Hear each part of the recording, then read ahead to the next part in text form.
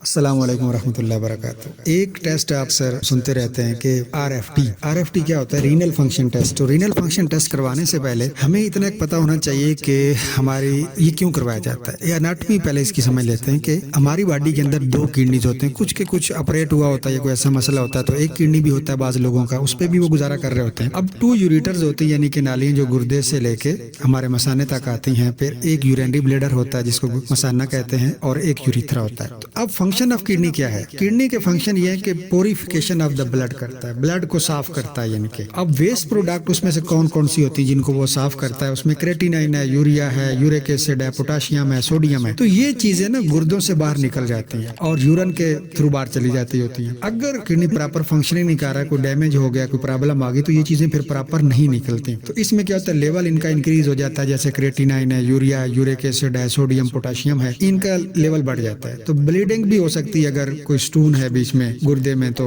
उसकी वजह से छोटे पेशाब के थ्रू ब्लड भी आ सकता है। तो अब इसके लिए टेस्ट क्या करने चाहिए? इसको जांचने के लिए सबसे पहले जो है, अब हमने गुर्दों की हेल्थ चेक करनी है, तो उसके लिए टेस्ट जो किए जाते हैं, सबसे पहले यूरिन आरी किया जाता है यानी कि छोटे पेशाब का टेस्ट। और सबसे बेस्ट ये होता है कि इसमें सुबह का दिया जाए तो वो ज्यादा अच्छा रिजल्ट होता है, जो सुबह का फर्स्ट यूरिन करते हैं। फिर आरएफटी करते हैं, रीनल फंक्शन टेस्ट, फिर अल्ट्रासोनोग्राफी करते हैं, क्यूयूबी यानी कि किडनी यूरिन ब्लेडर। तो अब आरएफटी में हम क्या देखते हैं? इसमें देखते हैं क्रेटिनाइन अगर इंक्रीज हो रहा है ना, तो इसका मतलब है कि इंजरी या कोई डैमेज हो चुका है बीच में ना, तो उस वजह से क्रेटिनाइन बढ़ जाता है। फिर ये है कि यूरिया देखते होते हैं, ब्लड यूरिया नाइट्रोजन देखते होते हैं, तो इसका मतलब है कि कोई अगर प्रोटीन डाइट बहुत ज्यादा ले रहा है तो उसका भी ये बढ़ा हुआ होगा। कोई भूखा ज्यादा रहता है उसका भी बढ़ा होगा। अगर हैवी एक्सरसाइज कर रहा है कोई बंदा तो उसका भी ये बढ़ा हुआ होता है। फिर इसके बाद सोडियम आ जाता है, वो अगर 145 से अबव हो जाए तो इसका मतलब है पेशेंट को डिहाइड्रेशन होगी, पानी कमी होगी। मोस्टली हम जब मोशन लगते हैं तो उसमें ये करवाते होते हैं। पोटाशियम सबसे खतरनाक होता है, और अगर ये 5 से बढ़ जाए तो इसका मतलब होता है उस पेशेंट के डायलिसिस होंगे, यानी कि ये बहुत खतरनाक होता है। तो अगर ये 5 से बढ़ जाता है तो उसकी मतलब है कि गुर्दे अपने प्रॉपर काम में नहीं रहे। तो ये था गुर्दों के बारे में। और गुर्दों की सेहत के लिए जो सबसे जरूरी चीज है वो